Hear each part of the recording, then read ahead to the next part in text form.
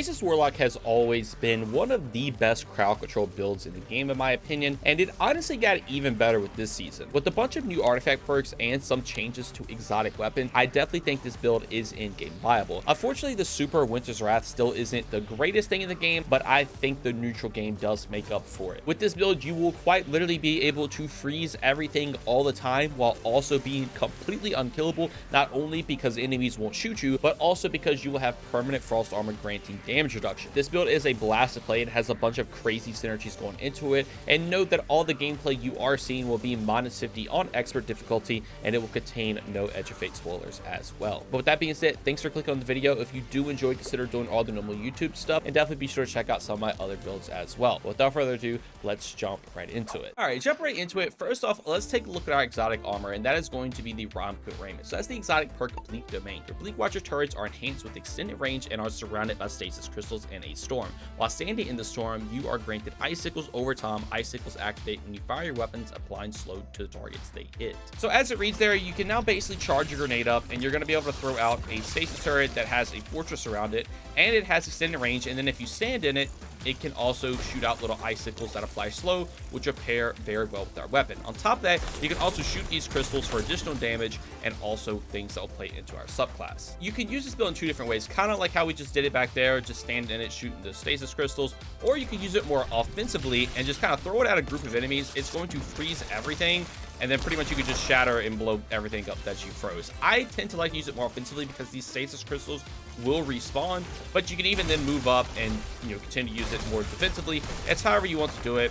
As you can kind of see right there, we're going to be able to freeze everything and just cause a ton of stasis explosions. So let's take a further look at the subclass and let's talk about how this is going to work. So obviously we are going to be running Bleak Watcher to actually take advantage of our exotic armor, but we're also going to be running Glacial Harvest. So this is going to make it so when we defeat a frozen target, it will actually spawn stasis shards. So any of those frozen targets that we defeated up there, I'm sure you already saw, it will spawn stasis shards, kind of like you see right there. Those are actually going to grant you melee energy, frost armor, and also heal you a small amount when you pick them up. This is going to be very good paired with our artifact and our weapon, and so that's why I opted to take this. Now, if you want to run something like Ice Flare Bolts, you absolutely could, but in all honesty, with this specific season, I think Glacial Harvest is slightly better. Now, for your abilities, you really can't change much out, so obviously Winter's Wrath, I like to run Healing Rift. Crumble Blast you have to take, and then I just run Cold Snap, but it doesn't really matter because you're using the stasis turret anyway. Now for the fragments, this is where the build kind of comes into play and comes to life. So kind of like I mentioned earlier about destroying the stasis crystals, we can run Whisper of Shards, so whenever we shatter a stasis crystal, it will actually give us a boost to our grenade recharge rate. Since we want to spam our grenades all the time because we want to throw out as many turrets as possible, this just means now you can shoot these, and as you see, we have 10 seconds of increased ability generation. You can reproc this by shooting a crystal at any time, and this can be made from your grenade, your weapon, anything of the sort. And as you see, we already have a grenade back, and the turret is still up, and it still has a very long time to be up. And the reason it stays up for a very long time is because we're going to be running Whisper of Endurance. So slow that we apply actually lasts longer, and abilities that do slow last longer. So since the Bleak Watcher does apply slow, that means it's just going to last longer. So now you have a longer Bleak Watcher turret, which is great. And then also the slow to apply from just anything will also be longer, which is nice too. Now, to break those stasis crystals for Whisper of Shards, we can also run Whisper of Rending, so our primary ammo weapons do more damage to stasis crystals and frozen targets. So that's going to be very good because, again, we can now just insta-break the crystals while also dealing more damage with our primary weapon because we're going to freeze stuff all the time. And then for the final fragment, it is just Whisper of Fissures. So this is going to increase the damage and size of the burst that the Stasis Shatter does. So now you get even more ad clear, which is great. So now whenever you break a crystal, which again you obviously want to do because of Whisper of Shards, or defeat a frozen target, which is the whole point of the build, you just do more damage. It all synergizes so well. You can basically have infinite turrets while easily killing frozen targets and crystals. That's granting you buffs, and you do more damage because of Whisper of Fissures, which is great. But now let's actually jump into weapons because this plays a major part in it as well.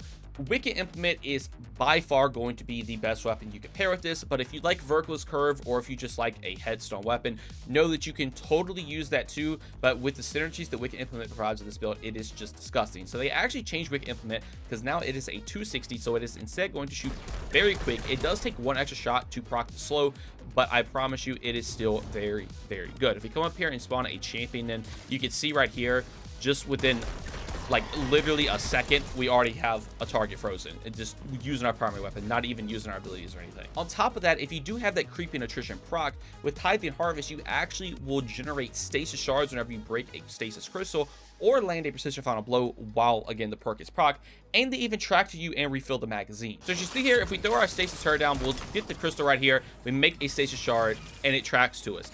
That obviously is going to play into things like Glacial Harvest, granting us frost armor, health, melee energy, and even more artifact perks once we get down there. But if that wasn't enough, Wicked Implement also has a catalyst with Headstone, and it also lets the stasis shards gradually overflow the magazine. I've had this Wicked Implement be at like 80 rounds, which is just insane, and with the fire rate increase, I mean, you can literally just fire 24/7. As you see here, if we pick these stasis crystals up, we go to 26, and as you see here, if we get a precision shot, we will make another stasis crystal because of Headstone, and then we can also make another stasis shard because we made a stasis crystal. Once again, I know that's a lot, but it literally feeds into everything into our subclass, and I just cannot stress how good it is. And if you are playing into rime-coat while standing in the little barrier, you can essentially get your icicles.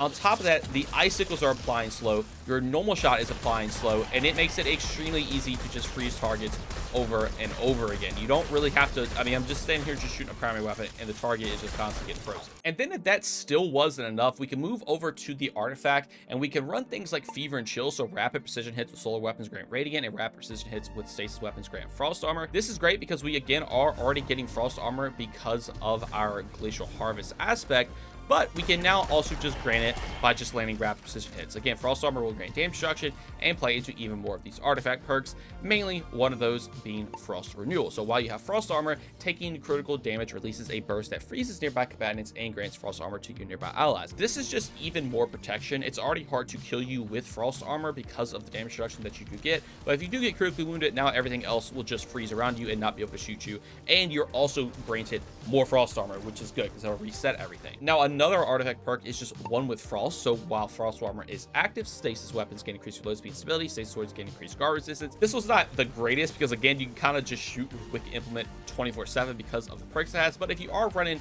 a legendary, headstone weapon, this obviously comes into play very, very well.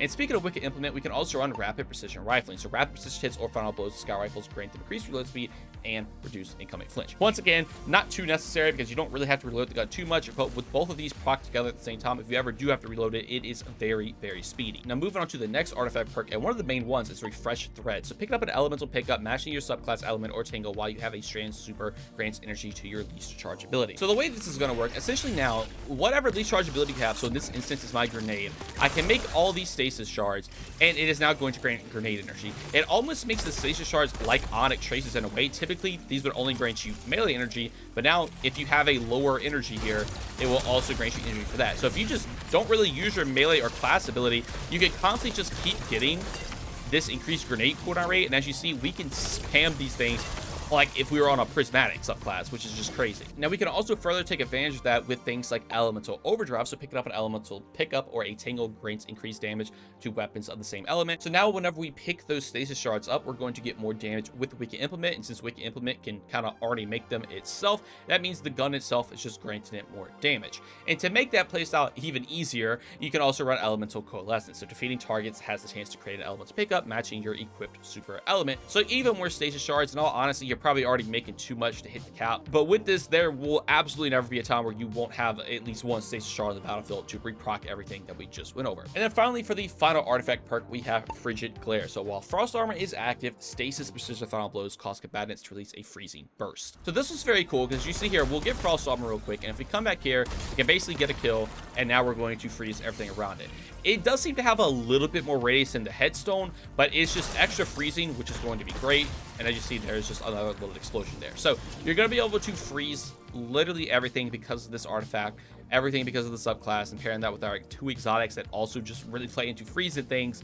Nothing on the battlefield is going to be able to shoot you. Oh, and as an added little bonus, since you are running Fever and Chill, you can actually opt in to take something like a solar weapon. I just have a solar sniper equipped right now, but this can also grant you radiant. So even with this specific subclass with stasis, you can still actually get a solar verb because of Fever and Chill, which I think is really cool. Now moving on to stats, I opted in to go for 100 grenade energy, and that is just specifically because you're really just using it to get the cooldown of your grenade. You don't really care about the damage. damage. I'm not 100% sure if the damage scaling of the shatter will actually proc off of grenade, but having that 190% increased grenade regen for things like refresh threads and also for things like whisper of shards, you're going to get your grenade back extremely quick. And then for the other side, I opted just to go for weapons, since this is also a very weapon heavy focus build with Wicked Implement, because I want to be able to do as much damage as possible. And with these two combined, again, you're going to freeze and blow literally everything up. It is so good. And then for the rest of the stats, it's honestly up to you. I really wouldn't worry about super that much, because again, Winter's Wrath's really not the greatest super in the game. You know, you could opt in, maybe take something like Class, get your healing back for some survivability, but you already have survivability with Frost Armor and the heal from Glacial Harvest.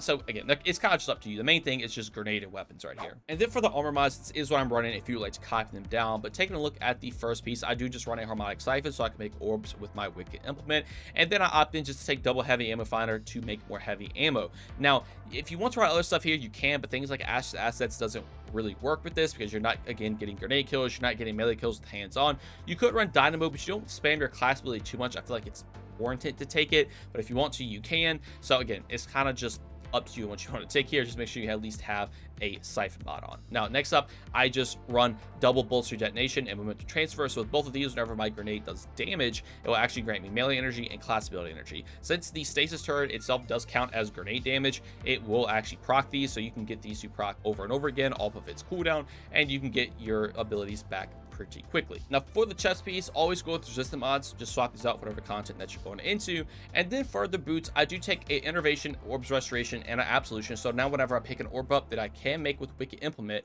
I am now going to get grenade energy, energy for my lowest ability, and also energy for everything. So this kind of plays into like the stasis shard, so you're kind of getting energy for everything, your lowest ability, and all that sorts.